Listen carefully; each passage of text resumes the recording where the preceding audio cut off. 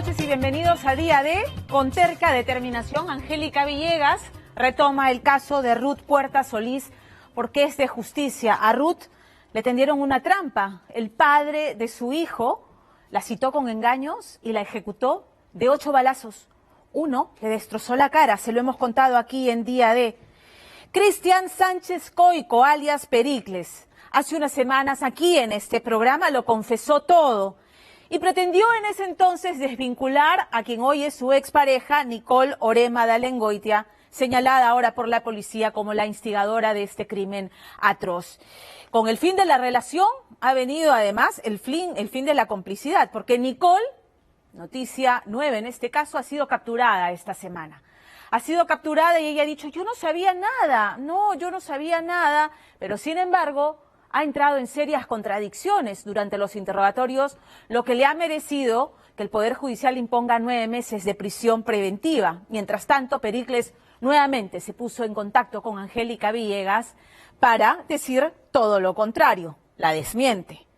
El trabajo que tiene por delante la Fiscalía es duro, complicado, demostrar que efectivamente ella fue la instigadora, que la inquina que le generó saber que Pericles había tenido un hijo con su expareja, pues gatilló precisamente todo este crimen macabro. El asunto, y eso es lo que reclama la madre de Ruth y que también indigna a Angélica, es cómo es que esto ha ocurrido hace 3 meses. Está la confesión de Pericles, está el pedido del juez para que el Ministerio del Interior lo incluya en la lista de los más buscados y disponga su captura internacional, y el expediente no se mueve. ¿Dónde está Pericles? Ese es el reportaje. Nicole Oré, tú me dijiste, tú me decías, me insistías que la mate Lisbeth, que la mate a mi hija también. Lo hice por ti lo hice. No vengas a decir que no sabes nada. El hombre que nos envía este video por WhatsApp el último jueves es alias Pericles, quien finalmente confiesa esta noche que mató a la madre de su hija, Ruth Puertas, por el amor y la orden de su enamorada Nicole Oré, bajo la complicidad de su primo y 2 amigos más en Caraballo, la madrugada del 9 de julio de este año. Pero extrañamente, hoy el principal asesino está solo y enfrentado a muerte con esa misma pareja que lo acompañó en una tórrida luna de miel fuera del país tras el asesinato. Y quizás actualmente este sujeto estaría escondido en algún rincón de Lima, más cerca de nosotros de lo que pudiéramos pensar. Me dirijo a ti porque en algún momento verás este video y sabes quién dice la verdad. Así que no mientas más y afronta. Sin embargo, tras ser capturada, la ex enamorada de Pericles juraba su inocencia y pudiera quedar en libertad si no se comprueba su participación directa, mientras narraba fríamente haber escuchado la confesión de los asesinos. Decía esas cosas, la dejamos bien tirada, le metí más plomo.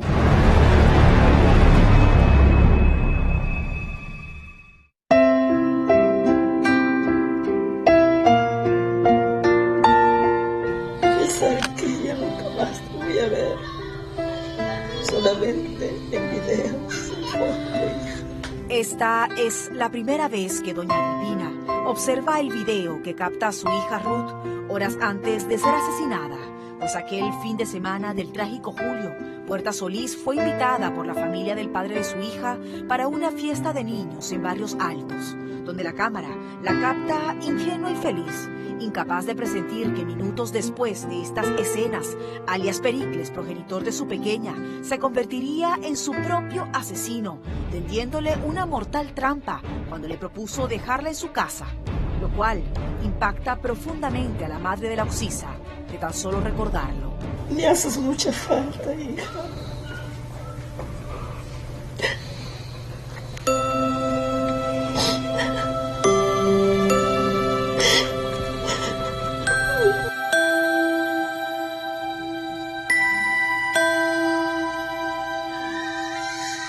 En ese momento, doña Agripina le pide a Dios que le dé la fuerza para llevar el dolor más grande que puede tener todo padre, sobre todo porque recuerda que hace poco encontró entre las pertenencias de su hija una carta que habría escrito a Pericles semanas antes de que él la asesinara, misiva donde le confiesa que siempre lo amará, pero que según sus parientes no le habría entregado porque jamás se sintió correspondida, en vista que este hombre ya la había dejado por una joven de 18 años llamada Nicole Loré. Hola, si estás leyendo esta carta es porque en verdad te interesa lo que tengo que expresarte. Recuerdo que decías que te recordabas de mí con una canción y yo solo me quedaba callada. En realidad eran nervios, esos pequeños detalles que quizás eran tus verdaderos sentimientos. Quizás esa parte no la valoré, pero tampoco me valoraste mi manera de demostrarte mi amor. No soy de muchos detalles, pero si hubieras visto mi corazón en ese momento, te amaba hasta el infinito y más. Si tuviera que volver a comenzar mi vida, te juro que intentaría encontrarte de nuevo. Precisamente ese amor infinito que Ruth sentía por Pericles y que la llevaba a confiar en él, fue usado por este sujeto como parte de su macabra coartada, en vista que, como lo contó a Día D, hace un mes después de aquella fiesta infantil, le propuso a Ruth llevarla a su casa de Caraballo con la hija de ambos, usando como transporte un vehículo negro que conducía su chofer de confianza, José Los Sánchez, donde también estaba su amigo José González Farfán y su primo de 15 años, a quien le había pedido días antes ayudarlo a asesinar a Ruth para quitarla del camino. Pero en esta oportunidad Pericles exculpaba a su entonces enamorada, al chofer y a su amigo, dando absurdas excusas. Pericles, ¿quién te facilitó el arma que usaste para matar a la madre de tu hija? Un amigo. Luego no sé si pueda dar su nombre. Yo no quiero comprometer a nadie en esto porque lamentablemente los únicos culpables somos mi primo y yo. No, culpables son todos los que estaban contigo esa noche porque sabían lo que estaba pasando. El chofer no tiene nada que ver. El chofer como siempre hacía su trabajo. Nosotros le amábamos, él nos transportaba a los sitios que queríamos. Sí tiene que ver porque él vio los disparos. Sí tiene que ver porque vio los disparos. Es cómplice.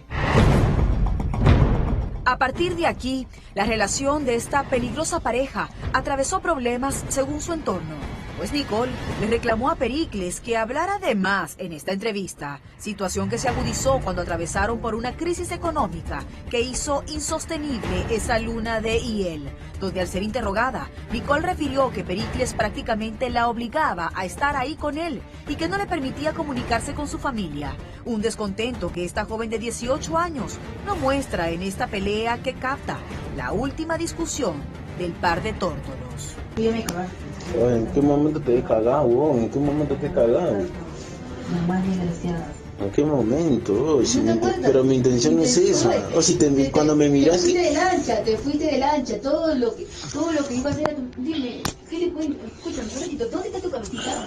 ¿Dónde está tu cerebro? Ya. ¿Dónde está tu cerebro de contarle mis cosas a tu mamá? Tú tienes que decirle lo tuyo, que te apoya a ti, Ya. a ti. ¿Por qué hablas de mí? No sé, de mí, ya, ¿por qué hablas? discúlpame. ¿Qué tienes que decir que yo voy a llegar allá? ¿Qué tienes que decir? ¿Qué quieres? ¿Que me agarren y que yo hable todo? No. Eso...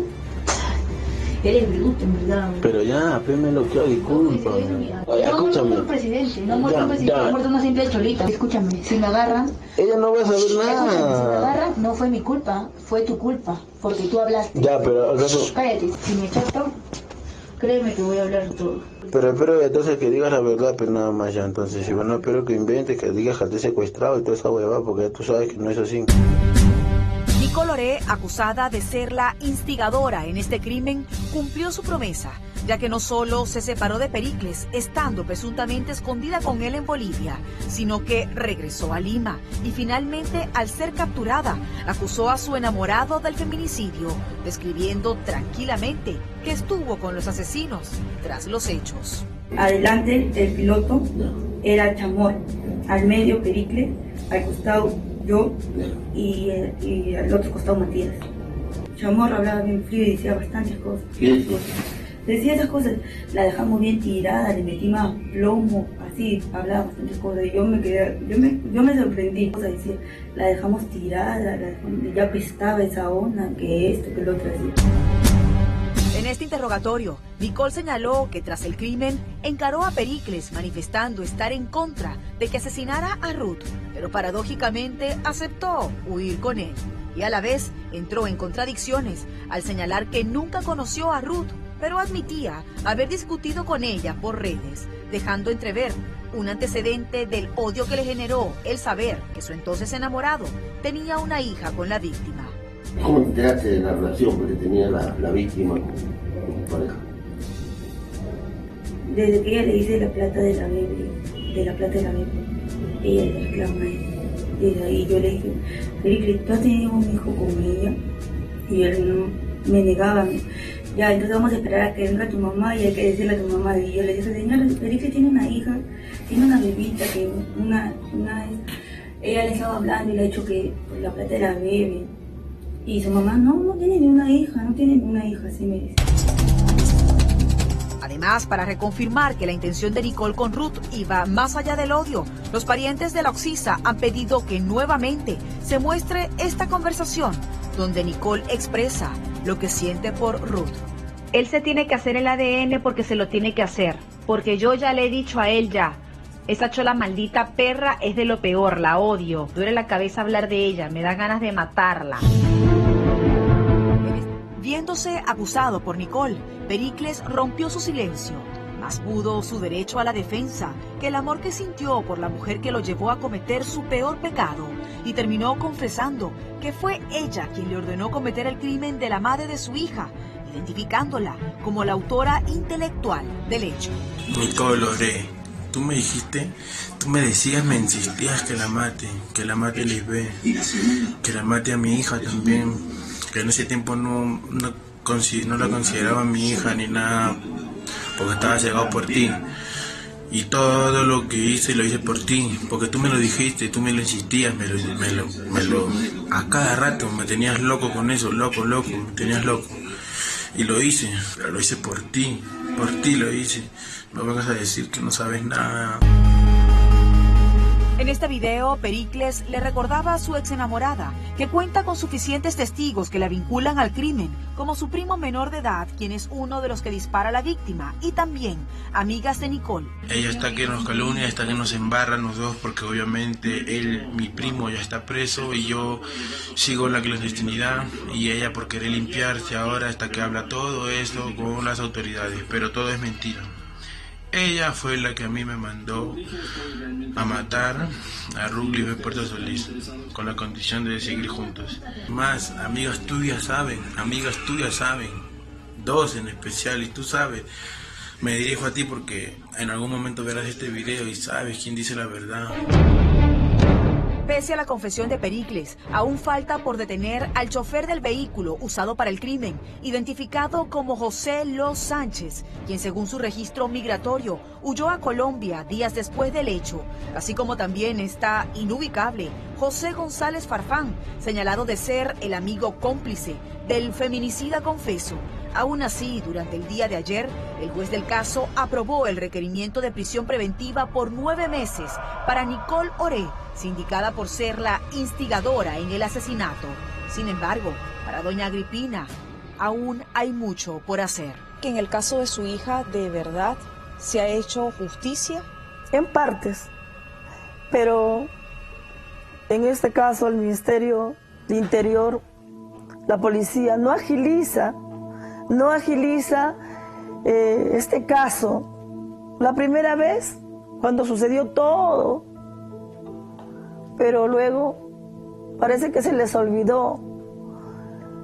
Y por eso me siento un poco indignada de ver la indiferencia.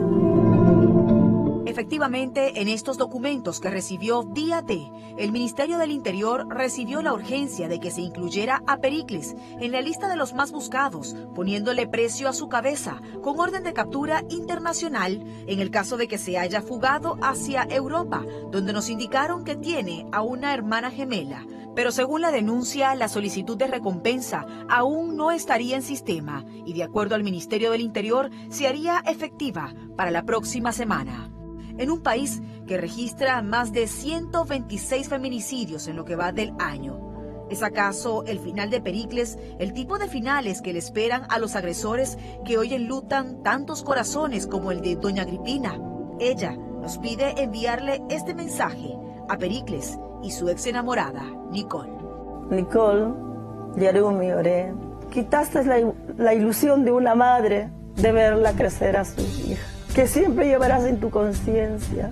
Nunca serás feliz, Pericles. Siempre llevarás en tu conciencia el haber matado a una mujer que te quiso y has dejado huérfana a tu hija.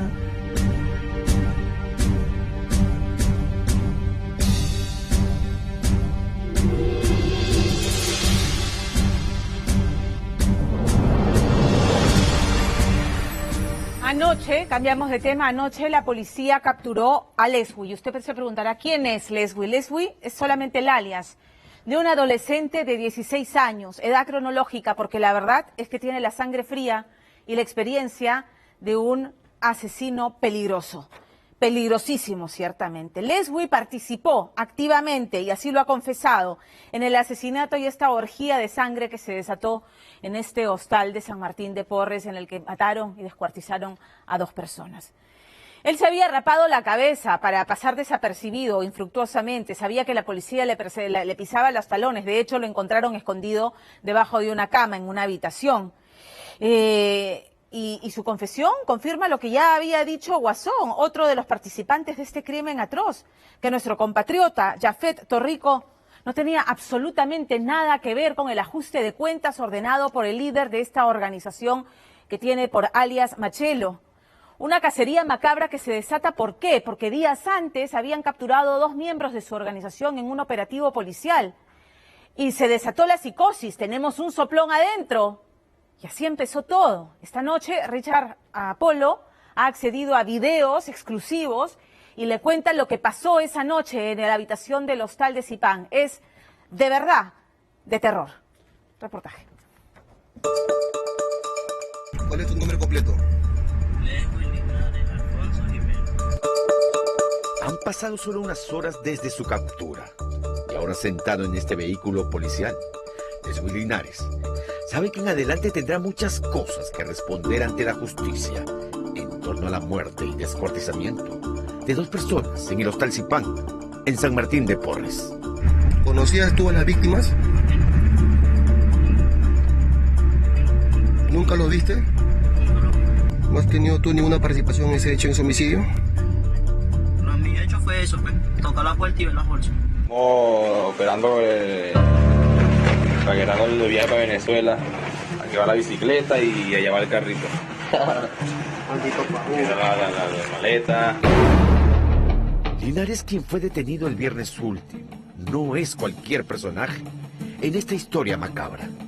Los videos de las cámaras de seguridad lo colocan en varios momentos, subiendo y bajando las escaleras del hostal, ayudando a bajar los cuerpos descuartizados. Además, aquel día, su ropa y zapatillas lo ubicarían en el momento en que, previo a que los cuerpos sean movidos y llegando a un alto nivel de crueldad y maldad, Linares, cuchillo en mano, se ensaña con las cabezas cercenadas del peruano Caleb Torrico y el venezolano Rubén Matamoros. Maldito venezolano y entregando tu mismos parceros, maldito. No me estés mirando, coño de tu madre, no me estés mirando. Maldito, porque no escuches malo que no tienes que estar escuchando, sapo. Por eso, en un intento por despistar a la policía y evitar así ser capturado, Lewis Linares echó mano al tinte y las tijeras para lucir distinto a cómo aparecía en los videos, que aparentemente lo incriminan. Como se lo digo, yo salí del hotel y no supe más nada de ellos. Más nunca, más nada de ellos. Trato con ellos, nada. ¿Tu cabello siempre lo has tenido así, rapado y pintado? Llegando de mi hermano me corté el pelo y me lo pinté. ¿Hace cuánto te cortó el pelo? Cuando pasó lo sucedió. ¿Por qué motivo te cortaste el pelo? Porque dije, las cámaras me vieron. Tengo que quitármelo.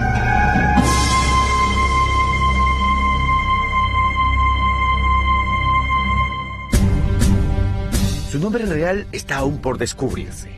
Su apodo es Machelo, y lo que se sabe de él hasta el momento es que lideraba toda una banda compuesta por venezolanos, muchos de ellos con antecedentes policiales en su natal Venezuela. Algunos, como Rubén Matamoros, incluso se las habían arreglado para volver clandestinamente al Perú luego de haber sido deportados. Machelo había logrado, en una de las zonas de San Martín de Porres, adueñarse a sangre y fuego de varios negocios ilícitos, desplazando a mafias peruanas. Estos se dedicaban pues a cometer raterías, se dedicaban a pedir cupos, extorsionar a algunos vendedores y también proxenetismo y prostitución, ¿no? En esa zona donde están los hoteles de Fiori. Entre todos estos negocios ilícitos, uno de los más lucrativos para Machelo era la venta de droga al menudeo, donde Leslie Linares y alias Chola eran sus lugartenientes en esta banda donde cada uno, hombres y mujeres, tenían una función específica. En el caso del asesinado Rubén Matamoros, según las investigaciones policiales, este se habría encargado de la venta de drogas, extorsión y cobro de cupos en los alrededores del centro comercial Plaza Norte. No hemos encontrado un móvil creíble respecto a las causas de por qué asesinaron a nuestro conciudadano. O sea, no estaba dentro de este... No lo tenemos. Ninguna actividad de investigación o inteligencia ha señalado o lo ha puesto a nuestro conciudadano víctima de estos delincuentes dentro del organigrama de venta o extorsión o prostitución de esta banda criminal. O sea, él muere por simplemente ser amigo de Matamoros. Sí. Si el peruano Caleb Torrico no tenía ninguna vinculación con los negocios ilícitos de la banda criminal liderada por Machelo, ¿cómo terminó no solo asesinado salvajemente, sino su cuerpo descuartizado? La policía está logrando poco a poco reconstruir qué pasó aquella noche sangrienta en el 507 del Hostal Zipán, en San Martín de Porres. Las recientes capturas de alias Guasó y alias Zarra, quienes pese a que los videos de seguridad los captan teniendo participación en el crimen, cada uno de ellos han intentado evadir responsabilidad directa en la muerte de Matamoros y Torrico. Pero vi que la bolsa. Pero vi la bolsa. ¿Dónde estaba la bolsa? O sea, estaban arriba, pero ya lo estaban bajando ya. Estaba comiendo, yo no sabía nada, padre. Yo no sabía nada, tío. Como eso de las 8, voy a comprar alitas para comer.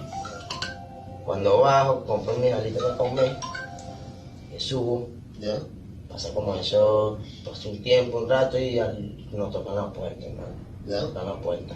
Y estoy comiéndome mi alita, siempre fue que entró mi pana Ale, nos amenazó a mí y a Eddie de que no saliéramos de esa habitación. ¿Qué tenía en que la me mano? hicieran enojar, un cuchillo de metal grande. Cabe la posibilidad que han sido atacados por todos los flancos. Es imposible, esas dos personas al verse ya en su vida en peligro, ellos se defienden con todo lo que pueden y ofrecen una resistencia total. Entonces es imposible que 2 o 3 personas los puedan reducir. Tienen entrado 5, 6, 7, incluso hasta las mujeres. Pero la detención el viernes último del venezolano Lewis Linares parece estar dando más luces del por qué Machelo, a quien vemos rastrillando su arma, mientras es seguido por Matamoros y el peruano Torrico, ordenó el asesinato y descuartizamiento de los dos amigos. Una muerte salvaje y aterradora, la cual habría sido grabada por el propio Machelo. Mientras los amigos eran torturados, asesinados y descuartizados. Imágenes que habrían sido al parecer compartidas entre los miembros de la banda. Imágenes como esta, al interior de la habitación 507 del Hostal Zipán, donde se escucha a varios de ellos mofándose mientras colocan los cuerpos mutilados en bolsas de rafia, las mismas en cuyo interior luego la policía halló los cuerpos de Matamoros y Torrico. Como puedes ver acá en las imágenes, mire la gran cantidad de cortes en la parte dorsal del peruano. O sea, con esto nos conlleva a determinar que ha habido un mayor ensañamiento hacia el ciudadano peruano, pero hay una cantidad de cortes. A diferencia del ciudadano venezolano que está limpio. Ah, ¿no tiene? No tiene esos cortes. Dicen que en el mundo de las drogas, las sospechas se pagan caro. Según las investigaciones policiales, Machelo, líder de la banda, días previos a ordenar y encabezar la muerte de Matamoros y Torrico, estaba muy contrariado, pues a finales del mes de agosto, en una redada policial, 2 de sus hombres, dedicados a la venta de drogas en la zona, habían sido al parecer detenidos. Machelo estaba seguro que las detenciones habían sido producto de un soplo desde dentro de su banda, y sus sospechas recaían en su compatriota Rubén Matamoros, a quien en la habitación 507 del Hotel Zipán acusó de ser un soplón de la policía. Matamoros se defendió de las acusaciones. Fue entonces que el peruano Torrico, dicen, defendió a su amigo. En ese momento Torrico cometió un error gravísimo que le costaría la vida. Habría intentado engañar a Machelo, haciéndose pasar como venezolano.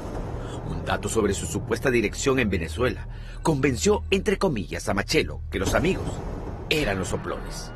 Y la matanza empezó. Pese a ser 4 veces apuñalado, Torrico habría intentado escapar por la ventana, pero fue en vano. Inmediatamente después, le fue colocada una almohada en la cabeza y un disparo acabó con su vida. Mientras Matamoros fue ultimado con arma blanca, un baño de sangre invadió la habitación 507. Tomando en consideración que hay 2 fallecidos, que hay 2 cadáveres, son 10 litros de sangre aproximadamente que han tenido que limpiar. Ella es la capitana Sandra Vázquez, perito biológica forense de la DIRINCRI, quien tras el hallazgo de los cuerpos mutilados, acudió al Hotel Zipán buscando pistas y escena del crimen. Cuenta que cuando llegaron al hostal, encontraron todas las habitaciones limpias. Fue necesario un reactivo especial para descubrir que casi en todos los cuartos del 5º piso existían restos de sangre, mayormente en los baños y los lavatorios.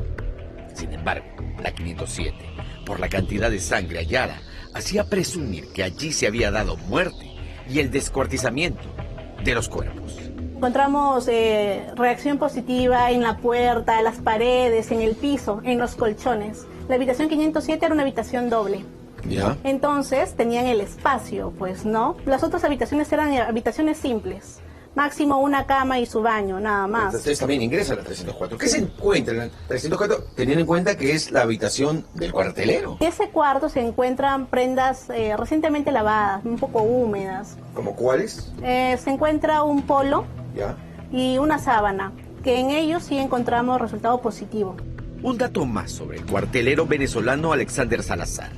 Cuando la policía fue por primera vez a inspeccionar las habitaciones del Hotel Zipán, buscando saber dónde habría ocurrido el crimen, llamó poderosamente la atención la actitud de Salazar.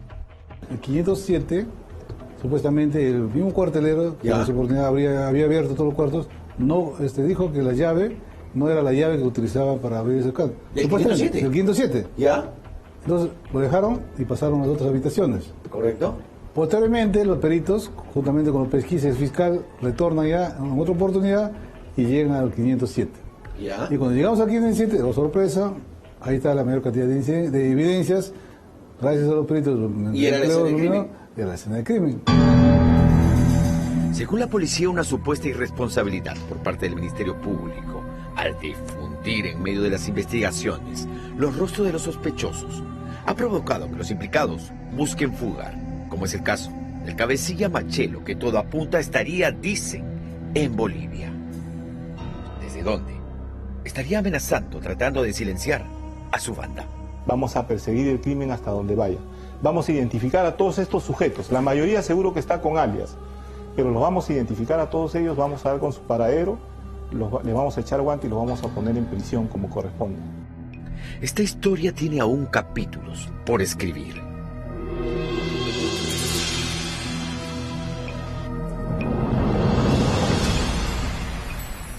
Ahora sí hacemos un giro radical y vamos a otros temas. Yo me pregunto si 3 décadas después, los cantantes de moda hoy habrán podido trascender con sus letras, con su interpretación, con su música, como lo ha hecho este grande que nos dejó este fin de semana, el gran José José.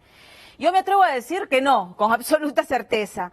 Nuestra manera de rendirle tributo al príncipe de la canción romántica, de la balada, es recordar el encuentro que tuvimos con Manuel José. Y yo les decía cuando hablaba de Manuel José que si usted cierra los ojos y lo oye cantar, entonces es como escuchar a quien él reclamaba como su padre. Este cantante colombiano aseguraba que José José era su padre, pero luego abres los ojos y lo ves y la semejanza física es extraordinaria.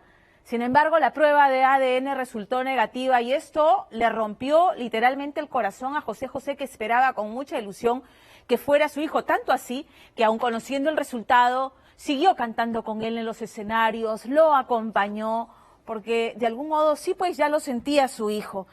Esta noche recordamos ese encuentro que Lorena Ormeño, que quedó encantada con Manuel José, tuvo. Y vea por qué esta fascinación en el siguiente reportaje.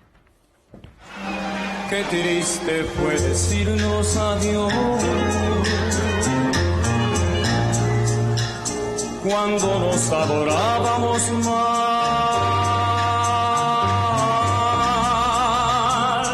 hasta la golondrina emigró,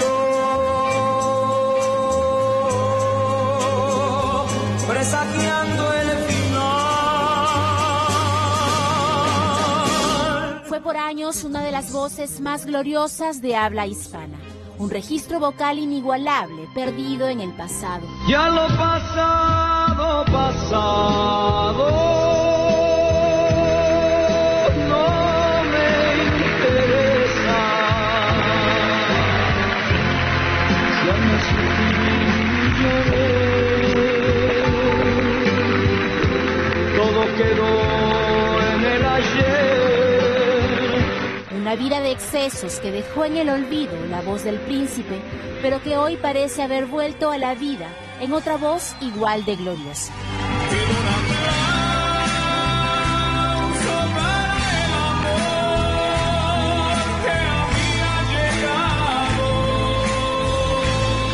Espera un poco, un poquito más para llevarte mi felicidad. Yo me llamo José José. Era febrero de 2012 cuando el colombiano Manuel José se colocaba por primera vez frente al jurado de un concurso internacional para interpretar a su ídolo. A veces regreso borracho de angustia, lleno de besos y caricias mustias. Cantaba como el príncipe de la canción. Parecía un engaño del tiempo. Parecía el mismísimo José José. Yo no te veo como el hijo de José José. En este momento te veo como José José. Es impresionante. Y es que sí, para entonces el enorme parecido y el timbre de voz no habían pasado desapercibidos para el público colombiano y habían revelado una historia que hasta 2 años antes era un secreto de familia. El origen del llamado hijo colombiano del astro mexicano José José. Mi mamá siempre tuvo la honestidad, la sinceridad de decirme quién era yo, de dónde venía, quién era mi papá, de mostrármelo, sus fotos, sus videos, sus canciones, y de irme inculcando un amor y un respeto muy especial por él. Yo guardé todo eso con paciencia, con prudencia, durante 20 años de mi vida. Manuel José nació en 1991, en el auge y consagración de la carrera de José José. Doña Isabel, su madre, conocería al cantante en una gira por Colombia y poco después nacería un bebé al que ella registró sola como Brian Álvarez Rojas. Y aunque el cantante no supo del niño, a los 4 años el propio Brian dejaría claro que el fruto no cae lejos del árbol. Pensó ser sacerdote, estudió contabilidad, pero la música lo arrastró a su destino. Con el rostro y la voz del príncipe, a los 15 años un periodista lo escuchó y lo bautizó como Manuel José. 5 años después, era hora de buscar a su padre. Iba José José a Colombia y busqué la forma de comunicarme con el empresario que lo llevaba, de contarle mi historia, quién era yo y por qué necesitaba hablar con él. Lo tuyo era conocerlo, no era un tema público, era simplemente... Si nunca lo hizo mi mamá ni lo hice yo, nunca, en todo ese tiempo, ¿por qué lo iba a hacer en ese momento? No. Yo le dije al madre, quiero hablar con él en privado, personalmente, que me conozca, conocerlo, decirle que yo existo y ya, no es más. ¿Y cómo fue ese encuentro? Fue en el hotel donde él estaba hospedado luego del concierto en Medellín, ya tarde de la noche. Me recibió en su habitación y ahí comenzamos a hablar. Recuerda que aquel día iba nervioso. ¿Cómo sería aquel hombre al que creía conocer a través de sus canciones? Tenía nervios de verlo, de hablar con él, de ver su actitud, su reacción. Pero creo que ya después de que nos vimos y fue tan cordial, toda la comunicación tan bonito, hubo como esa conexión, ese clic que tú tienes con alguien cuando lo conoces, y fue muy cariñoso todo el tiempo. ¿Y él cuando te ve dudó en algún momento? Porque yo imagino que siendo un artista tan conocido no es la primera vez que alguien le dice, mira, yo puedo ser tu hijo, ¿no? Tenía muchas dudas, sobre todo porque él no recuerda nada de esa época debido a su enfermedad del alcoholismo. Él tiene un blackout mental de 3 o 4 años de su vida, más o menos entre del 89, el 90 al 93 más o menos, y fue la época en que sucedió este capítulo de su vida. Y al no recordar nada, pues es muy difícil para una persona mostrarle algo. Sin embargo, pues... Pero tenía esa apertura. Sin embargo, tuvimos esa conexión tan bonita, fue muy abierto conmigo, siempre hicimos como una conexión muy linda y me dijo, vas a ver que no falla el detector de aquí del corazón. Todo se hizo público un año después. La historia del hijo colombiano del príncipe de la canción causó sorpresa. Manuel José le cantaba a su padre y su padre, ya sin voz, lo oía maravillado. Qué triste, luce todo sin ti, los mares de las playas se van, se tiñen los colores de gris. Hoy todo es soledad.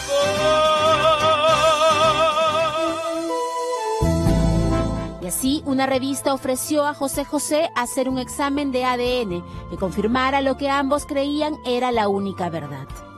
Él me dice, vente para México, porque vamos a hacer ya público esto con una revista y vamos a hacer la prueba. Me fui con toda tranquilidad, mi mamá también me dijo, claro, vete con toda tranquilidad. Llegamos a México y pues pasó todo lo que ya ustedes han visto, ahí está público los videos. Si Brian es mi hijo, no, tenemos que aclarársela más que otra cosa a este público maravilloso, a quien yo le debo todo lo que soy y a quien tú también le vas a deber todo lo que vas a llegar a ser, porque yo desde que te oí cantar dije, Dios mío, este muchacho trae el don maravilloso de la familia. Un mes después, el resultado fue abierto ante una cámara. Queda excluida de una relación filial de paternidad, dice aquí.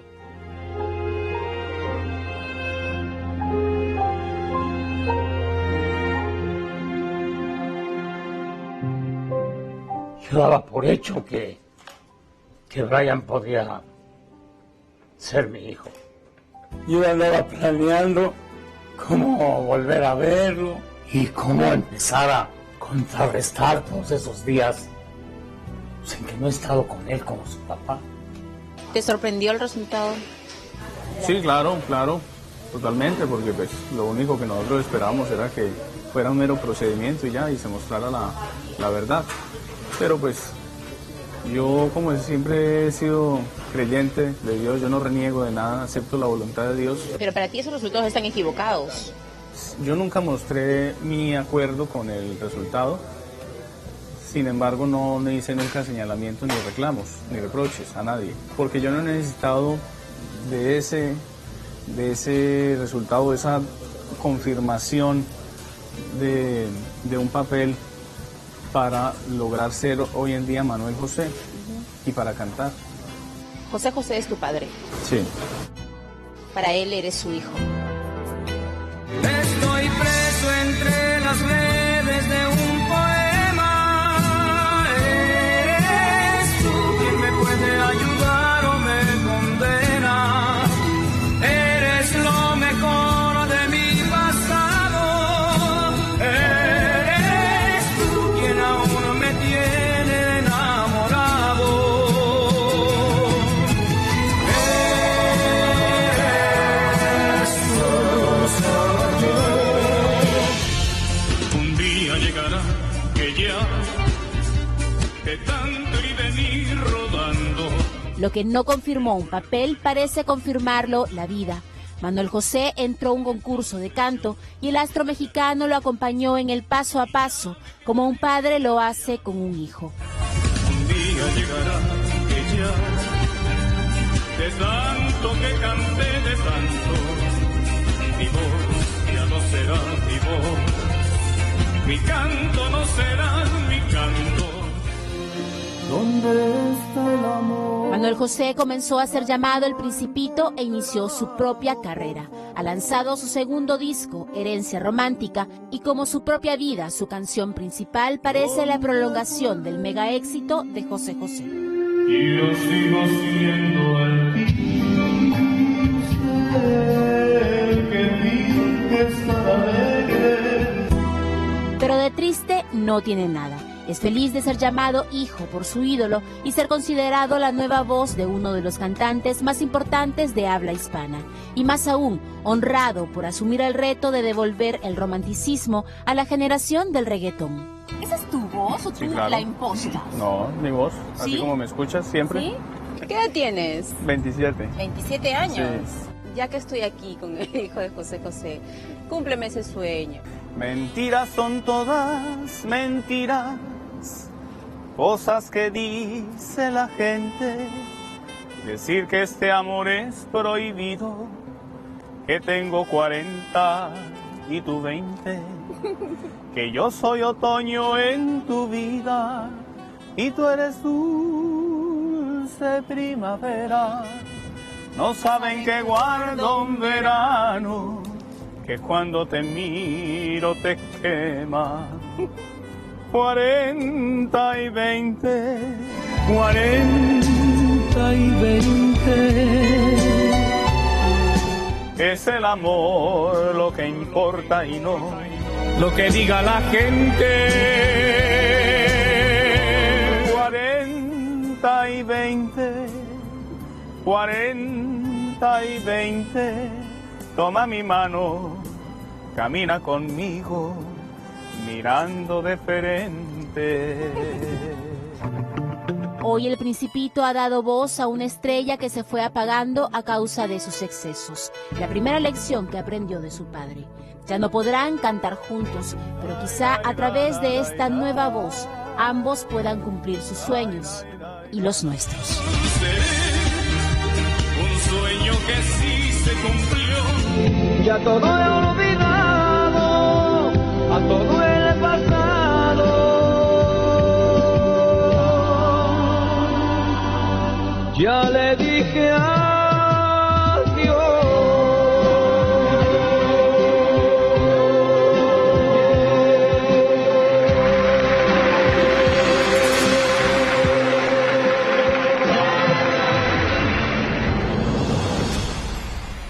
Maravilloso, José José.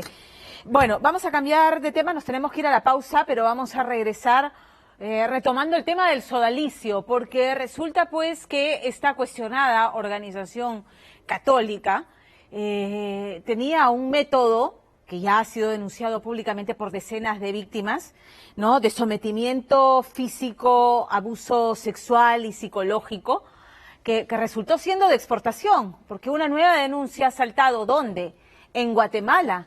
Y el sodalicio, en Costa Rica, y el sodalicio ha admitido que efectivamente el Tribunal Eclesiástico en este país está investigando a Emilio Guerrot Indacochea por haber abusado de quien en ese entonces tenía 11 años cuando él era un adulto de 30. Gravísima denuncia de abuso sexual, nuevamente el sodalicio en el candelero, vamos a volver con eso. Pero antes tenemos mensaje de nuestro auspiciador. ¿Se imagina un celular con 4 cámaras? Bueno, gracias a Claro, el Huawei P30 Pro puede ser tuyo para que tomes fotos de lujo con su cámara cuádruple Leica. ¿Para qué usar filtros o retoques si las fotos salen con calidad así, profesional? Este equipazo puede ser tuyo sin pagar inicial con los planes Max con todo ilimitado de Claro. Cámbiate a Claro o renueva llamando al 0800 00200. Entérate más en claro.com.pe. Nos vamos a la pausa y volvemos.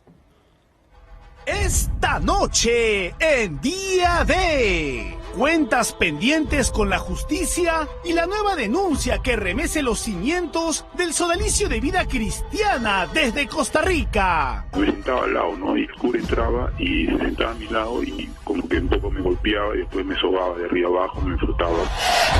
Además, crisis, cuestión de confianza y destino incierto. Los peruanos no debemos permitir la vuelta al pasado. ¿Cómo salir del entrampamiento político que hastía y ahoga al país? Quédese en Día. Hace 48 años que se fundó el sodalicio de vida cristiana. Y hace 19 años que un valiente, pero una voz solitaria, la de José Luis Escardó, alertó sobre las atrocidades que en nombre de Dios y de la Iglesia Católica se perpetraban al interior de esta organización. En su momento el sodalicio y la Iglesia Católica aquí en el Perú lo tildaron de loco a a José Luis, lograron neutralizar de ese modo las denuncias en su contra, y eso permitió que el sodalicio continuara operando con absoluta impunidad. Para cuando ya el escándalo había estallado, con la investigación que hicieron nuestros colegas Paola Ugaz y Pedro Salinas, ya decenas de víctimas pasaron por las manos y por el método Figari, esta doctrina de captación, lavado de cerebro, sometimiento, abusos físicos, psicológicos y también vejámenes y abusos sexuales, que además convirtieron, como verán, en un producto de exportación, porque ha saltado una nueva denuncia, esta vez en Costa Rica. A periodistas del diario El Observador les llegó una lista de 40 personas, nombres relacionados con la Iglesia Católica y organizaciones religiosas, por abusos cometidos, 13 puntualmente por abusos sexuales y uno que corresponde a un sacerdote peruano, Emilio Guerrot Indacochea, señalado por vejar sexualmente a un muchacho hace 11 años. El sodalicio ha confirmado que efectivamente la investigación está abierta. El sacerdote aludido dice: yo no conozco a la víctima, soy inocente, pero la organización dice: pero qué raro, si es un mayor de edad, ¿cómo podemos hablar de abuso sexual? Cuestionando que por el tema de ser mayor de edad no puede haber sido víctima de abuso sexual. Como fuera, la Iglesia Católica sigue administrando esta especie de justicia divina blandengue, ¿verdad? Porque si no, recordemos lo que pasa con Luis Figari, encontrado responsable de abusos sexuales por su propia organización aquí en el Perú, viviendo un exilio dorado, ahí en Roma, feliz de la vida. Con él no pasó nada. Entonces nos preguntamos, ¿cómo es que no se aplica ya? El expediente está abriendo la justicia terrenal para esta gente. El reportaje es de Lorena Ormeño. Yo estaba al lado, ¿no? Y el cura entraba y se sentaba a mi lado y como que un poco me golpeaba y después me sobaba de arriba abajo, me frotaba. Estos son nuevos testimonios que apuntan otra vez al sodalicio de vida cristiana. Te quitaba la ropa, pues te golpeaba y estabas en la cama de él y te hacía llaves y te forzaba. Historias aberrantes con el mismo patrón, los mismos acusados, pero esta vez fuera del Perú. El 13º caso confirmado de los 40 es don Emilio Guerrot, y la organización religiosa, como ustedes saben, a la que pertenece es el Sodalicio de Vida Cristiana. Esta organización nació podrida, está viciada de origen. Esa institución tiene que ser disuelta, fumigada. Esta noche en Día D, las víctimas desconocidas, el rastro de dolor del sodalicio. Buenas noches. Se da un paso más para que el ex sacerdote costarricense Mauricio Víquez, acusado de abusar sexualmente de menores de edad, acuda a rendir cuentas ante la justicia de su país. En agosto último, otro caso de pederastía volvió a remecer los cimientos de la Iglesia Católica. Esta vez, un sacerdote costarricense fue capturado por Interpol, acusado de abuso sexual a 13 menores de edad. Mauricio Víquez cambió su apariencia, huyó a México y estaba a punto de cruzar a los Estados Unidos. El mayor escándalo eclesiástico en Costa Rica, pues tras hacerse públicos 4 casos, se reveló que 15 años atrás la Iglesia recibió y encubrió otras 9 denuncias. Así, las oficinas de la Conferencia Episcopal en su capital, San José, fueron allanadas y su arzobispo acusado penalmente por encubrimiento. Hoy, a un mes de la detención de Víquez, la Fiscalía de Costa Rica confirmó a Milenio que ya envió a su embajada en México la solicitud formal de extradición y que esta sería entregada hoy a la Secretaría de Relaciones Exteriores. Un terremoto que continúa y que esta semana también remece al Perú. Todo inició hace como 2 meses, en agosto. Tuvimos acceso a una lista con 40 nombres de personas relacionadas con investigaciones en el seno de la Iglesia Católica de Costa Rica, y uno de esos nombres que aparece es el de Emilio Guerrot, y la organización religiosa, como ustedes saben, a la que pertenece es el Sodalicio de Vida Cristiana. Manuel Sancho es periodista del portal El Observador de Costa Rica, autor de 3 artículos de investigación que esta semana revelaron una lista de sacerdotes investigados en su país, según el derecho canónico, por actos impuros, en la práctica relacionados al abuso sexual. y en esa lista aparecía un viejo conocido, el Sodalicio de Vida Cristiana, cuyos abusos sexuales, físicos y psicológicos en Perú se conocieron en 2015, tras la publicación del libro Mitad monjes, mitad soldados. El protagonista esta vez era otro de sus fundadores, Emilio Garrot. Nosotros confirmamos 12 casos de los 40 que son por presunto abuso sexual de menores. Eso lo tenemos completamente confirmado. El 13º caso confirmado de los 40 es don Emilio Garrot, que no es abuso sexual contra una persona menor de edad, sino es abuso sexual contra una persona mayor. Los actos habrían ocurrido en nuestro país hace poco más de 10 años. También la persona denunciante en ese momento tenía más de 30 años, ya era un adulto, y ahora tiene más de 40 años.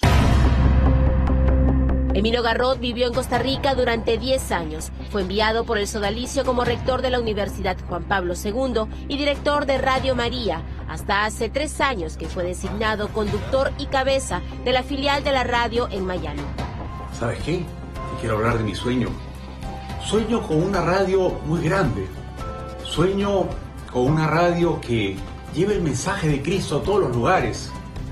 Sueño con tu hogar. Sueño en ti.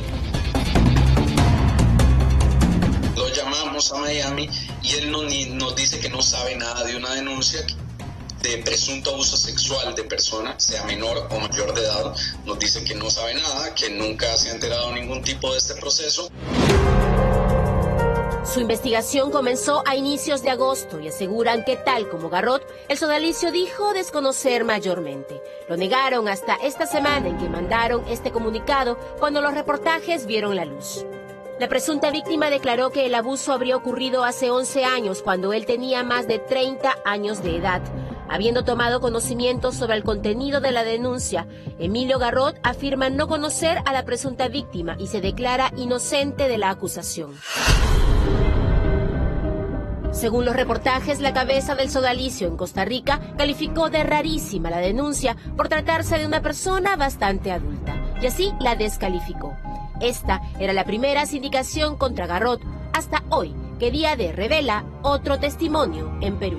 Después de las misas, yo lo tomaba o él me decía, acompáñame, para ir te confieso. Él tenía un Volkswagen crema y me sentaba al lado, ¿no? Y al momento de sentar ya esperando. Entonces el cura entraba y se sentaba a mi lado y, claro, mi pierna que estaba al lado de la palanca de cambios, él como que un poco me golpeaba y después me sobaba de arriba abajo, me frotaba. La primera vez un poco en shock, porque yo ya antes, cuando era más niño, tuve una experiencia un poco difícil con otros curas de otras congregaciones, de los capuchinos, donde un cura me tiró mi short, y imagino que tendría 8 años, 10 años por ahí, y miró mis partes íntimas y yo dije, ¿qué me sorprendí? ¿Qué te pasa? Y dijo, no, es solo para ver la talla de tu short. Y nunca más volví a ellos, ¿no? De hecho, volví a los sodalistas porque se mostraban distintos. Entonces, un poco me chocó esa actitud de padre Emilio. De hecho, fue más de una vez. Ahora yo creo que en el fondo me estaban tanteando. Este es el testimonio de un exmiembro de la familia sodalite de Arequipa que creyó encontrar protección en ellos, pero en su lugar, dice, fue manipulado.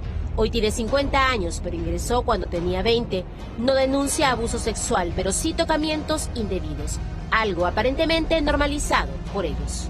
Lo que se ha formado dentro de Sodalicio es como una escuela, es una forma que te la en el cerebro, que tú inconscientemente terminas reproduciéndolo hasta en tu vida personal, ¿no? El manipuleo psicológico lleva hasta el maltrato, ¿no? Y en el fondo tú no quieres daño, pero quererlo, terminas haciéndolo, ¿no? Estoy completamente seguro que es una secta. No solo pedófilos, es algo más maquiavélico, es un grupo satánico. Luis Fernando practicaba en su pedofilia como ciertos ritos que eran ya satánicos, es bastante para mí impactante. Precisamente estas prácticas aberrantes de Luis Fernando Figari aparecieron replicadas por otro sodalite en Ecuador. Y es que sí, aunque no lo crea, Costa Rica no es el primer país en registrar denuncias contra el sodalicio.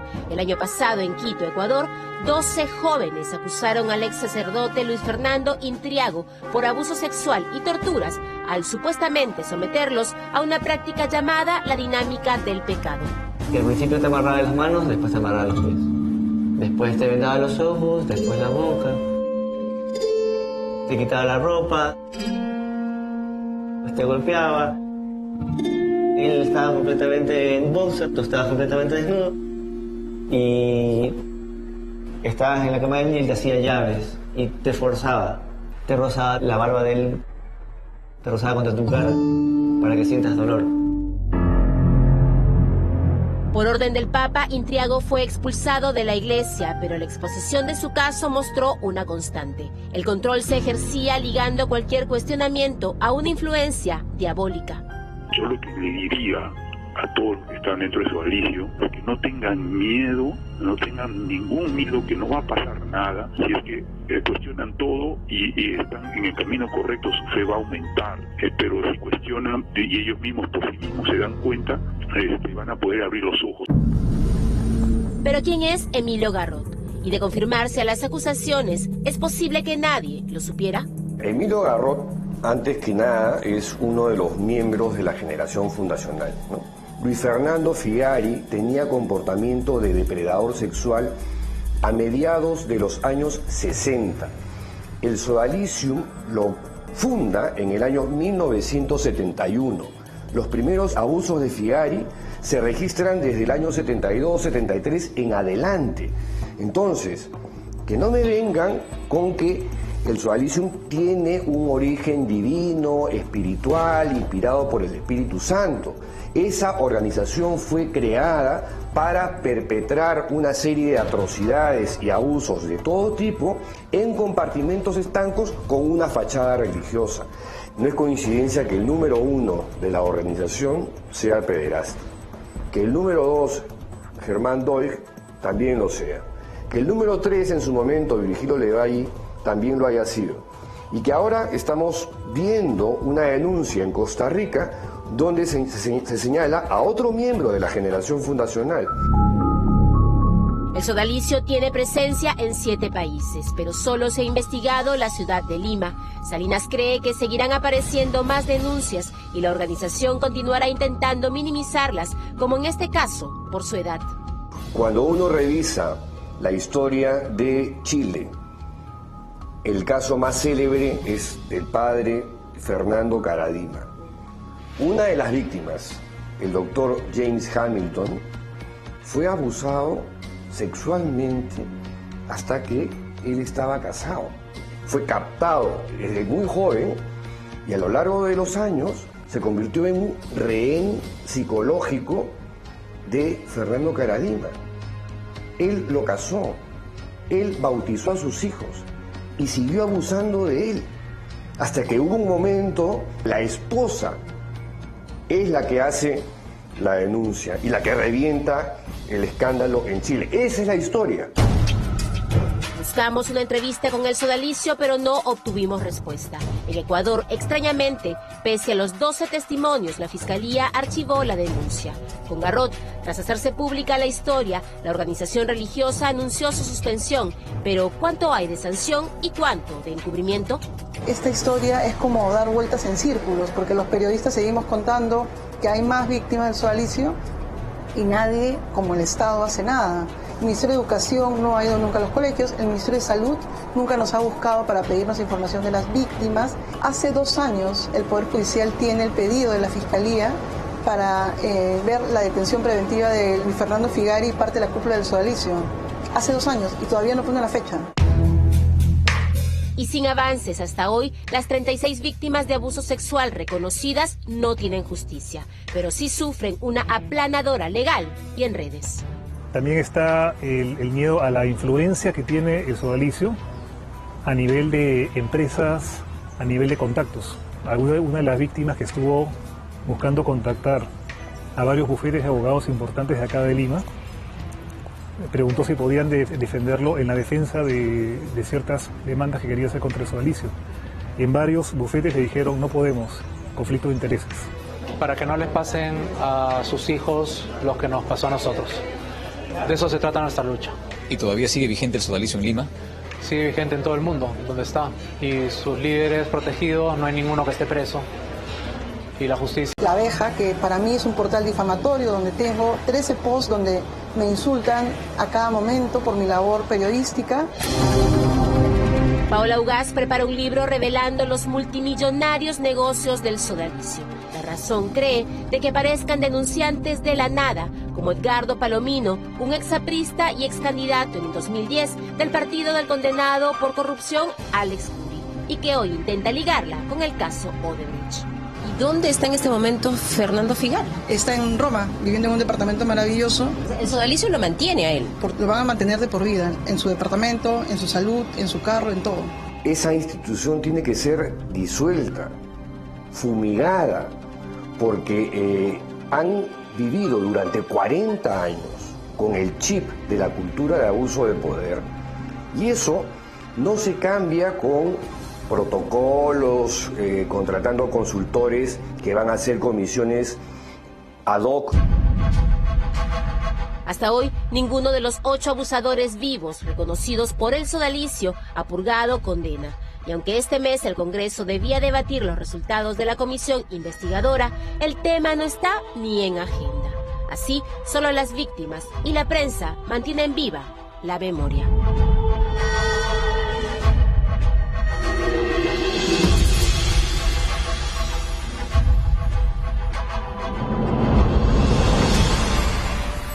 Anotación sobre este tema.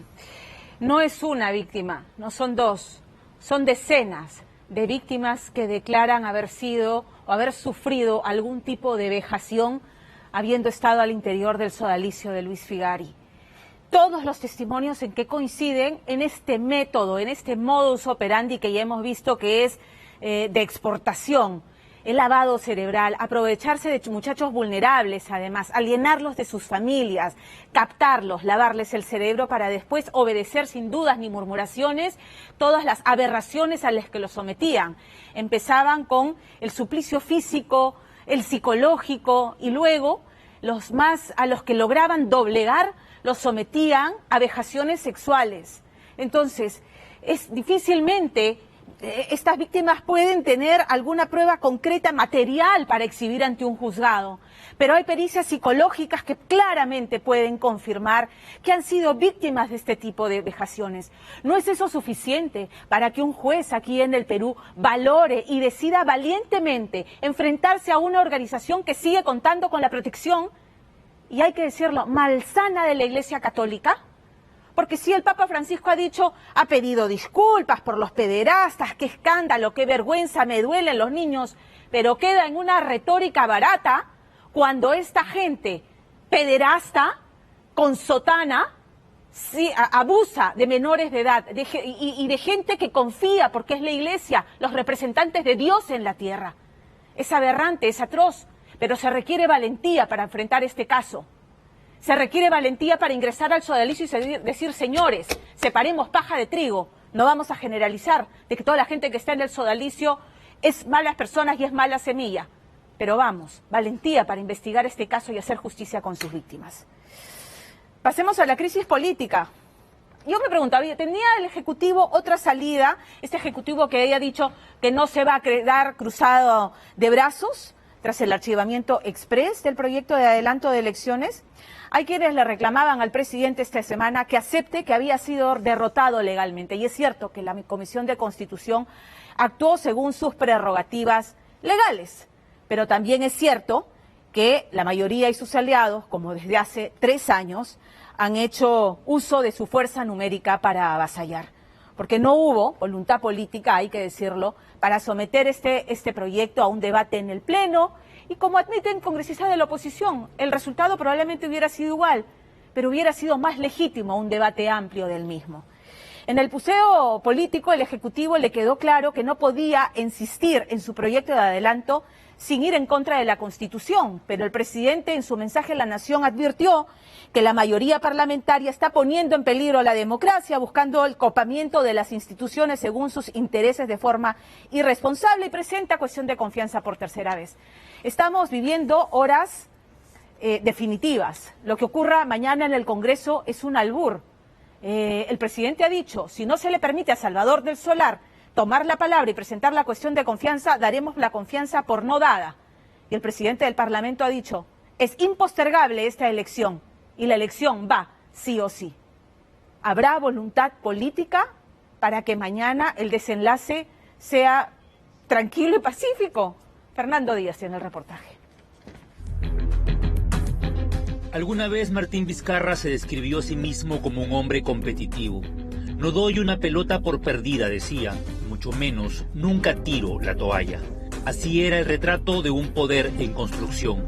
El perfil de un presidente moqueguano que mañana lunes 30 de septiembre se jugará quizás una de sus últimas cartas frente a un archienemigo que aparentemente ya no tendría nada que perder. ¿Estamos ante una movida estratégica del ajedrez político en defensa de la democracia?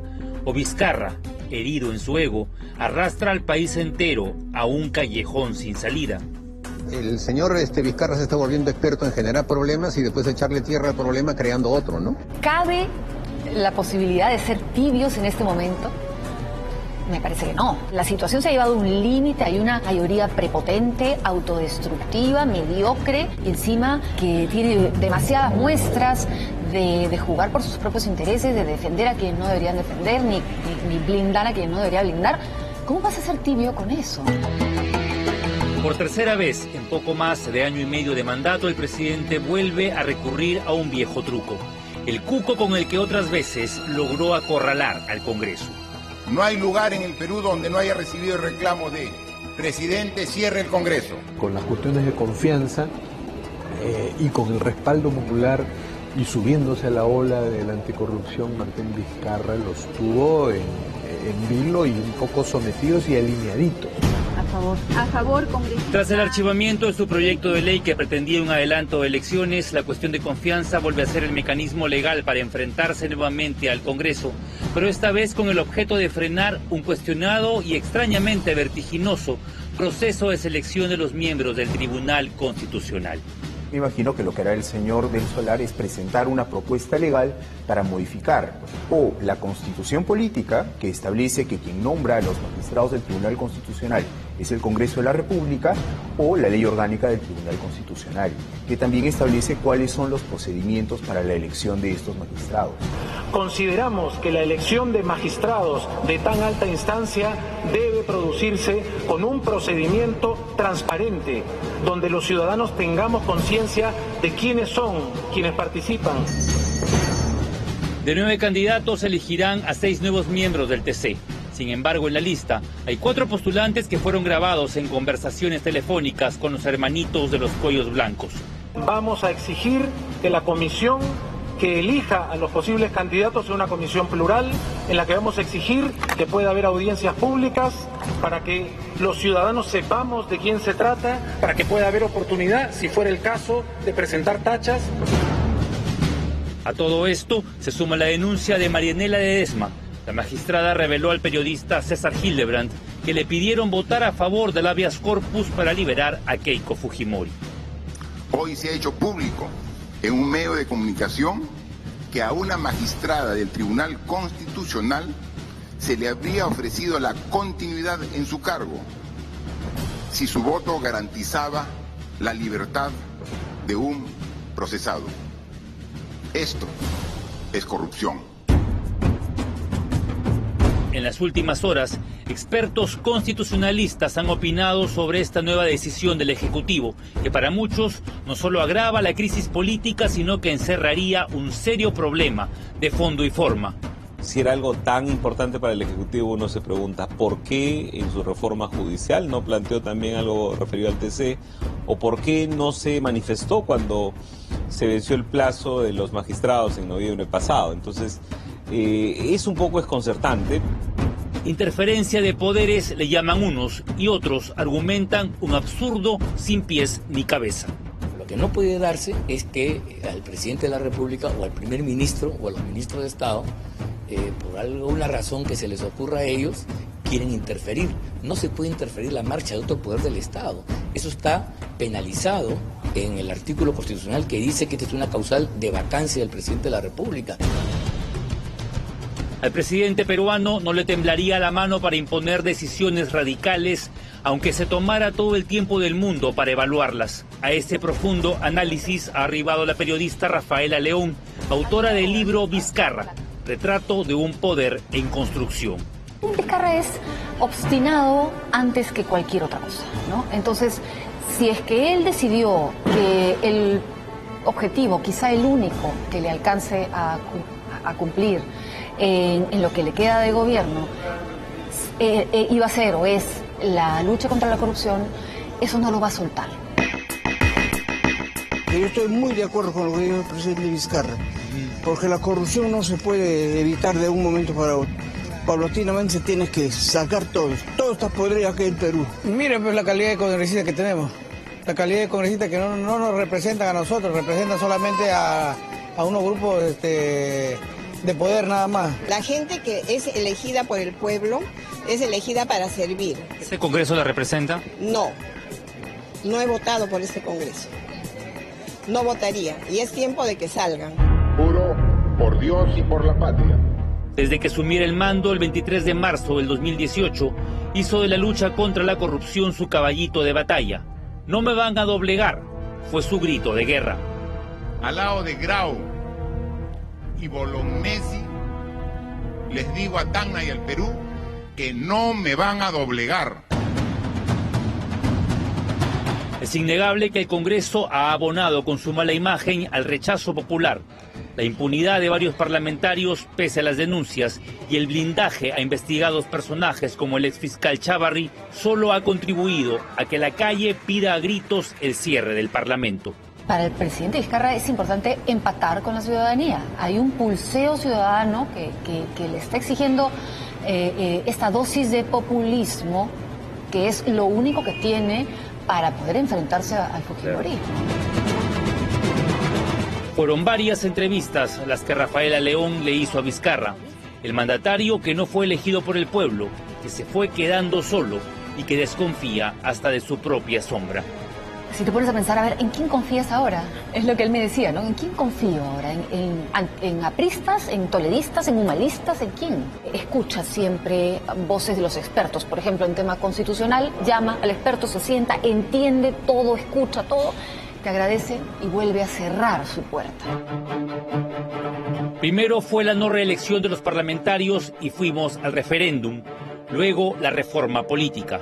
En esta guerra por el poder, el golpe más duro lo encajó el presidente en julio pasado. El proyecto de adelanto de elecciones fue música para los oídos de un ciudadano cansado de lo mismo.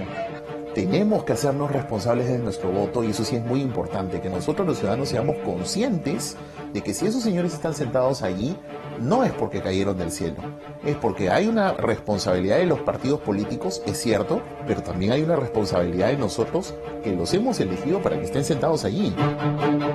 Pero en el fondo todos intuíamos que el Congreso dilataría la propuesta, que por más Comisión de Venecia, ellos los mandarían de paseo en góndola. La prueba estaría en un chat de la bancada. Por 15 votos a favor y 1 en contra, la comisión que preside Rosa Bartra mandó el plan de Vizcarra al tacho. Te evité reelección y además te cerceno un año más del mandato constitucional que te corresponde, como que era mucho, ¿no? Entonces la respuesta ha sido pues dura, ¿no? Mira, archivo tu debate sin siquiera llevarlo al pleno. Durante casi 2 meses, Vizcarra utilizó el proyecto de adelanto de elecciones cual letanía, mientras el país acumulaba un rosario de problemas, conflictos mineros, recién nacidos muertos en hospitales, delincuentes sangrientos en todo el país. ¿Y qué más? O sea, sí, ya, eso sí, bien. ¿Y qué más? Y en el qué más está la seguridad, la economía, la minería, la educación. Ya, se olvidó. Pedimos concentrarse en la plaza mayor de esta ciudad. El periodista Beto Ortiz grabó justo el desesperado perifoneo en Chachapoyas. Y es que la calle se iba aburriendo de tanto discurso. No hay nadie porque a Vizcarra no le interesa a nadie. Yo tengo mucho termómetro diario, o sea, es una radio, es un programa, y yo veía, ¿no? Al inicio bien, y de ahí era como, oye, pero ya me está cayendo pesado, ¿no? Frente al micrófono, Carlos Galdós recoge la opinión sin filtro del ciudadano de a pie, de un país harto de tanta confrontación. Gente está podrida de que la salten en la calle a las 8 de la mañana en la Avenida La Marina. ¿Quiénes van a candidatear en el 2021? Ese es el problema. Sí, ojalá y se la quiera, ¿no? Si algo ha dejado esta semana es una sensación de incertidumbre, un freno terrible que impacta en los bolsillos de todos. Una amiga te decía, los créditos hipotecarios se le está pegando, los bancos están con mucha plata, la gente ya no sabe si gastar o no gastar, pero la gente siente que la cosa no viene bien o no se sabe, entonces dicen mejor me aguanto, mejor le meto un freno de mano, y todos le meten freno de mano y nadie avanza. El desconcierto invade incluso a los que votarán por primera vez en el 2021. Por ejemplo, estas mentes brillantes del Colegio Juan Pablo Peregrino de Caraballo, donde toda una promoción ingresó a San Marcos. Es una total decepción. Mi familia, por ejemplo, piden que el Congreso lo cierre. No ayuda en nada. Ahorita está todo por sus propios beneficios, intereses propios. No hay ningún aporte al país. Actualmente, como va el Perú, para el 2021, que ya nosotros ya somos ciudadanos, nos toca participar, creo que nos espera un Perú incierto, un Perú más o menos inestable. No se sabe si vamos a estar bien, vamos a estar mal. En verdad no se sabe, porque con la situación actual del Congreso no se sabe cómo va a estar en el futuro. Los escenarios para mañana dependerán de la agenda parlamentaria que a las 10 debatirá en el Pleno la elección de los miembros del tribunal. Salvador del Solar no puede en principio irrumpir así porque sí y pedir cuestión de confianza. Se sabe que la Junta de Portavoces se reunirá a primera hora. Sería estéril que se permita la presencia del Premier después de la votación del TC y no antes. Los parlamentarios no tienen ningún incentivo para negociar, así que desde ese punto de vista, como ellos no tienen nada que perder porque ya lo han perdido casi todo, ¿no? Entonces lo único que van a hacer ellos es: te voy a dar la confianza cuantas veces me plantees la cuestión, porque de esa manera yo evito que me cierres, y como la Constitución no tiene mecanismo de desahogo, de poder romper el entrampamiento, nos quedaremos en esta lucha eterna hasta el 21. Y los expertos en leyes se ponen de acuerdo en el desenlace. Mientras no sepamos el texto de la propuesta que Del Solar llevará mañana bajo el brazo, todo lo que se diga es simple y mera especulación. Lo único cierto y real es que el país no está para un año más de golpes.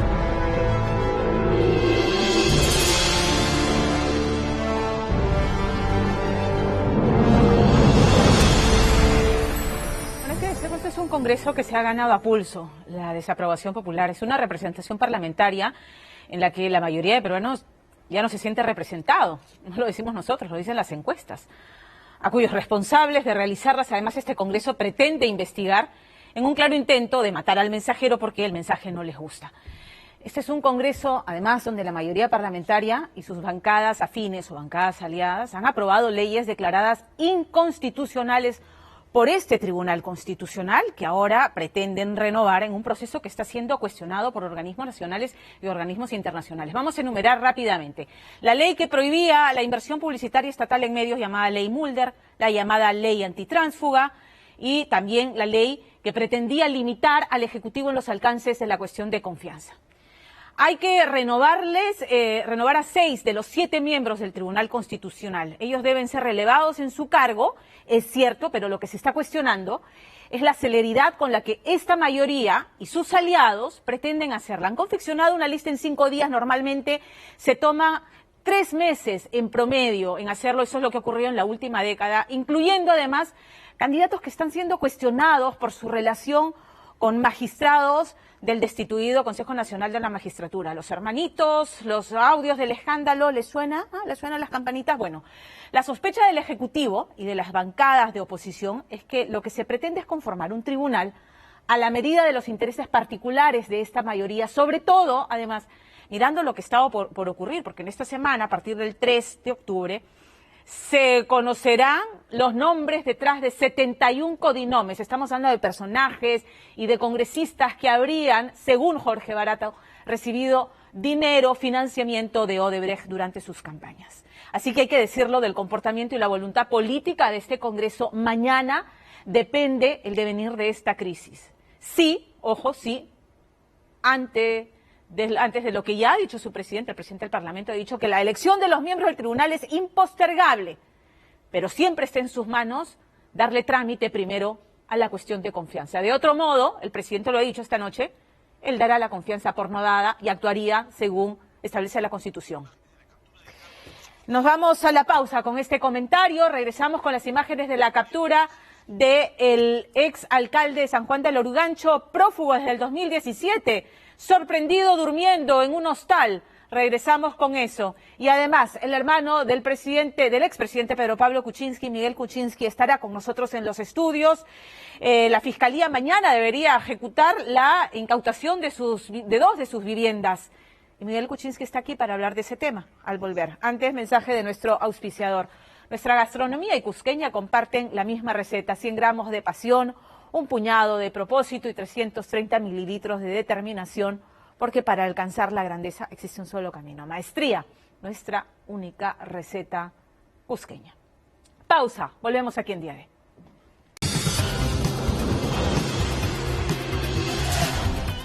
Bueno, como saben, esta semana la Fiscalía, el fiscal José Domingo Pérez, hizo efectiva la incautación de 2 inmuebles del expresidente Pedro Pablo Kuczynski, uno en San Isidro, que queda exactamente al lado del domicilio donde cumple arresto domiciliario, y otro en Cieneguilla.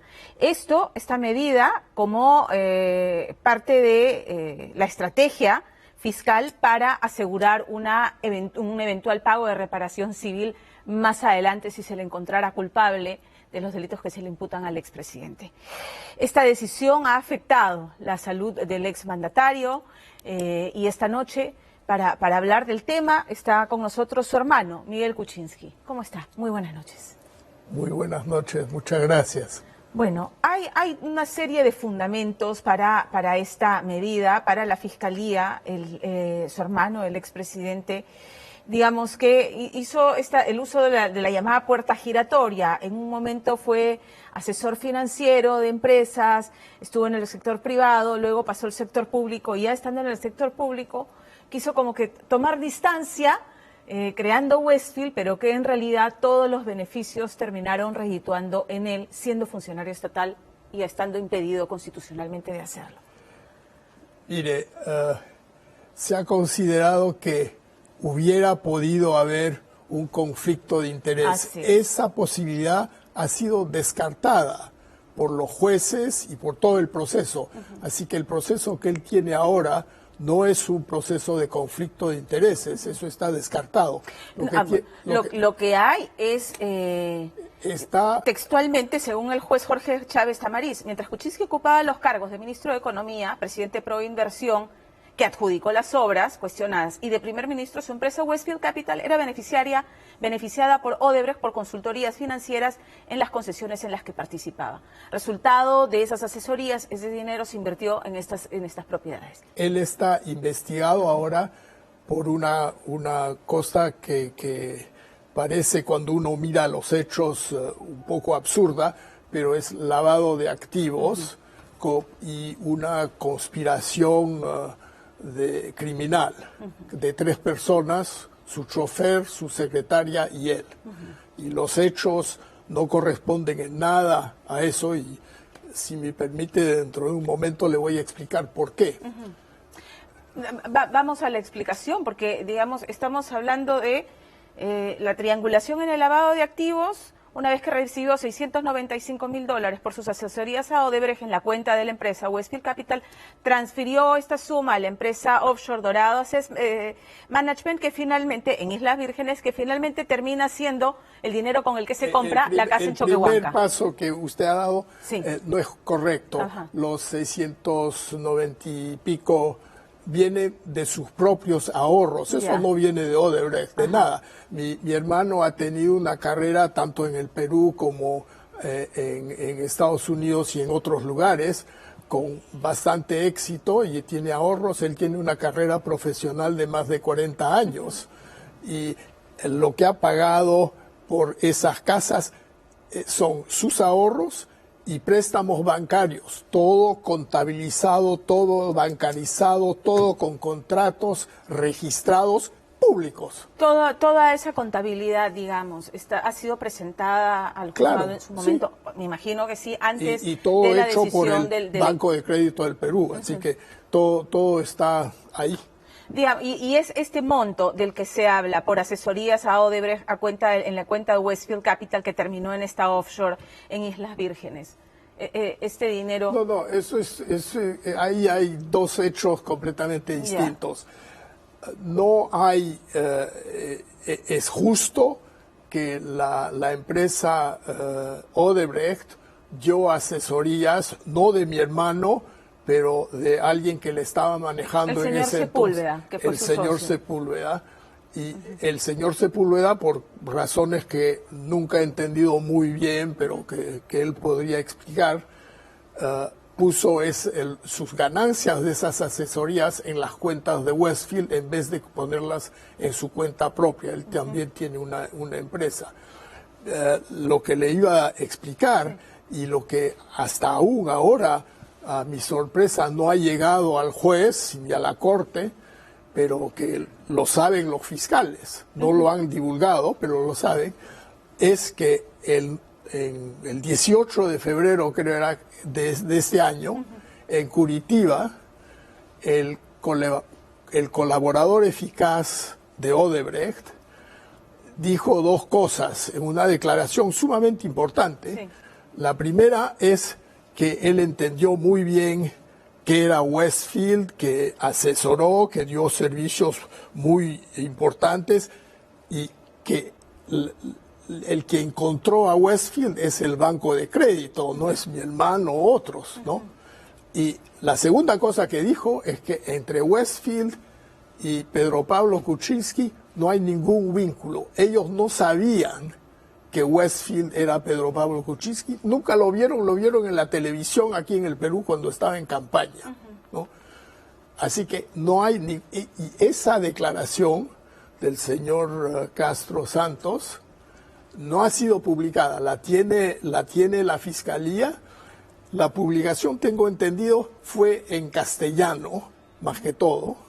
Yo la he visto porque tengo los apuntes del abogado de mi hermano, que los tengo además aquí. Sí, los tengo, si quieren se los doy. Me gustaría revisarlos luego, pero está la declaración de su propio hermano siendo presidente explicando el tema de la muralla china y que él no sabía las asesorías que hacía quien fue su socio, ¿no es cierto? Pero que igualmente él, siendo su empresa, a la que puso esta muralla china, igual pues recibía dividendos porque era como su banquito y él merecía recibir sus dividendos. Esa frase la ha dicho el presidente en esta entrevista que le hicimos en Palacio de Gobierno. Entonces, ese dinero, esos intereses que recibió, porque de algún modo era como el banquito de esa empresa, ¿se usaron para comprar estas residencias? ¿Usted dice que no?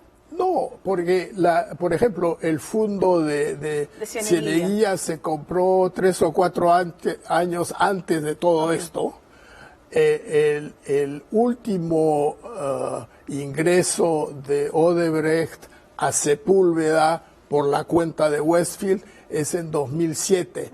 Todas las propiedades ya estaban compradas antes de eso. No hay ningún vínculo. Ahora, la preocupación, entiendo que esta noticia, fuera de que ya el expresidente está bastante afectado con el tema del arresto domiciliario, esta noticia de la incautación de sus propiedades lo ha afectado aún más, entiendo. Mire, le voy a decir por las razones por qué lo afecta. La primera es que él tenía inquilinos en la casa de al lado que fueron botados a la calle. Eso es muy malo para los inquilinos y eso lo ha afectado. Pero más importante aún es que en el fondo de Cieneguilla hay 5 trabajadores a tiempo completo y otros más a tiempo parcial.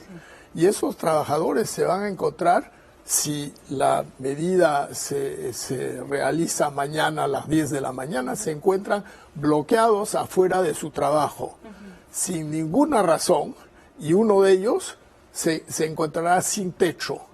Y además de eso hay animales y todo eso, pero eso es lo que le fastidia más que todo. Y eso no tiene ninguna razón, no es necesario.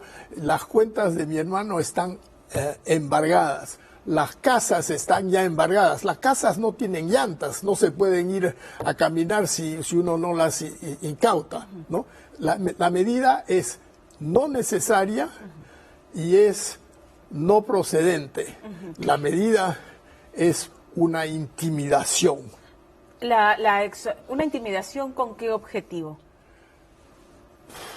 Yo creo que a la larga... Porque su hermano ya está con arresto domiciliario, ¿verdad? Anoche yo estaba mirando una corrida de toros y eso es como el banderillo que le pone todo así para fastidiar y luego para derrumbar al toro. Eso es lo que está pasando. Y le voy a decir otra cosa, que, por ejemplo, no es medida solamente a mi hermano. Su chofer, que no lo puede ver ahora que está bloqueado de todo, su chofer, las cuentas de él han sido bloqueadas hace 6 días, como las casas incautadas. Pero además de eso, la cuenta de AFP de su esposa, que no tiene nada que ver con esto, también ha sido bloqueada, congelada. La exhortación, entonces, ustedes mantienen la esperanza de que mañana el juez, dados estos argumentos que nos ha dado, retroceda en la medida de la incautación. Yo espero que pida al fiscal la evidencia que ha recibido en Curitiba hace más de 7 meses. No se demora tanto tiempo para una traducción. Le agradezco por haber estado esta noche con nosotros. Es a usted que le agradezco un tiempo tan ocupado. Gracias. Buenas noches. Nosotros cambiamos de tema porque, como saben, pues esta semana finalmente capturaron al ya no prófugo, pero estaba, Carlos Burgos, exalcalde de San Juan del Lurigancho, en un hotel de Los Olivos. Tenemos imágenes de la captura del exalcalde de San Juan del Lurigancho en un hotel de Lima Norte. La ex autoridad había estado prófuga desde el 2017, se encontraba durmiendo ahí. Apenas llegaron los policías, lo sorprendieron. Lo único que atinó a decir es: no sé nada, jefe. El viernes por la noche fue que lo detuvieron. El trabajo de inteligencia de la Policía Nacional ubicó este hospedaje en las avenidas Universitaria y Los Alisos, donde el exalcalde estaba oculto. Según el ministro del Interior, Carlos Morán, este trabajo se logró concluir luego de que tres grupos especiales montaran vigilancia durante 3 meses. Ingresaron al local llamado Los Dos en el Mundo hacia las 9:30 de la noche y entre empujones, así un poco atropellado, los 3 hombres que le daban seguridad al exalcalde no les quedó otra pues que allanarse, y se encontraron con un Carlos Burgos solo y durmiendo. Se le encontró dinero, joyas, celulares, cuchillos. Como les contaba, Carlos Burgos había estado fugitivo desde agosto del 2017, luego que el sistema especializado en corrupción de funcionarios del Poder Judicial ratificara la condena de 16 años de prisión efectiva en su contra por los delitos de enriquecimiento ilícito y lavado de activos.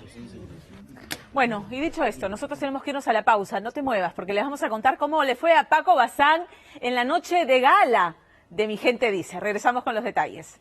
Antes, mensaje de nuestro auspiciador: tú también puedes ser un profesional en lo que haces. Si quieres construir, hazlo con los ferreteros Pro de Progresol. Ellos prometen y cumplen siempre. Tienen productos de calidad para tu proyecto, te ofrecen prontitud en entrega, sin prórroga, y son Pro WhatsApp para todo lo que necesites, porque es la red de ferreterías más confiable. Progresol, tu socio pro en construcción. Con esto nos vamos a la pausa y volvemos aquí en Día D.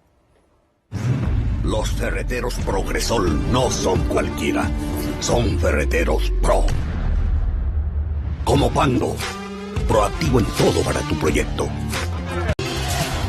Bueno, con seguridad ustedes saben que Mi Gente Dice va de lunes a viernes aquí en ATV, ¿no es cierto? A las 7:30 de la noche. Pero desde hace un par de semanas, nuestro querido Paquito Bazán está en la gala sabatina de Mi Gente Dice, a las 8 de la noche.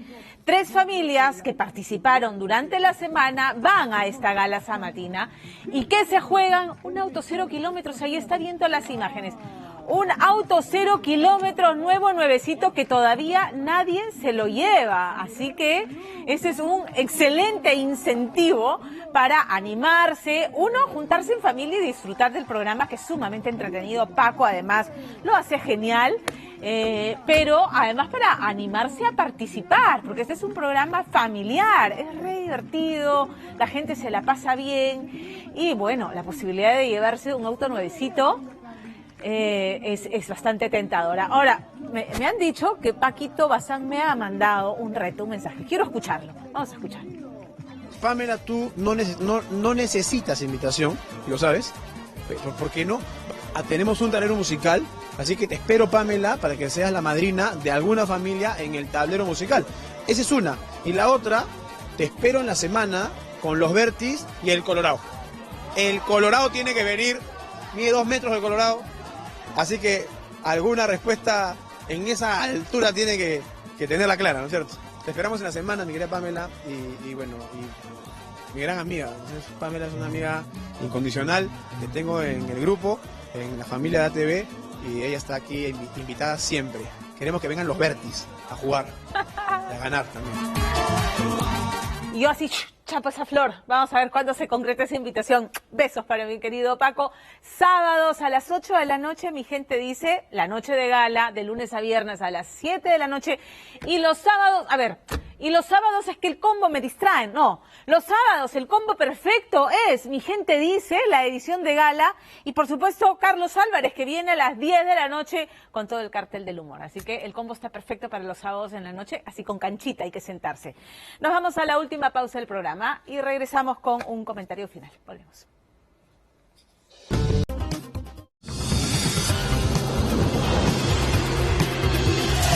Me tengo que despedir, recomendarles que la información no se detiene. 8:30 de la mañana está programada la llegada del Gabinete del Solar para presentar cuestión de confianza. Y ya está programada la elección de los miembros del Tribunal Constitucional. Siga toda la información con Milagros Leiva en la edición matinal de ATV Noticias y, por supuesto, en ATV Más, información y análisis pormenorizado. Con nosotros hasta el próximo domingo, minutos antes de las 10, hacer votos para que mañana sea lo mejor para el Perú. Si piensan en el Perú primero, ojalá que mañana sea el momento de hacerlo. Buenas noches.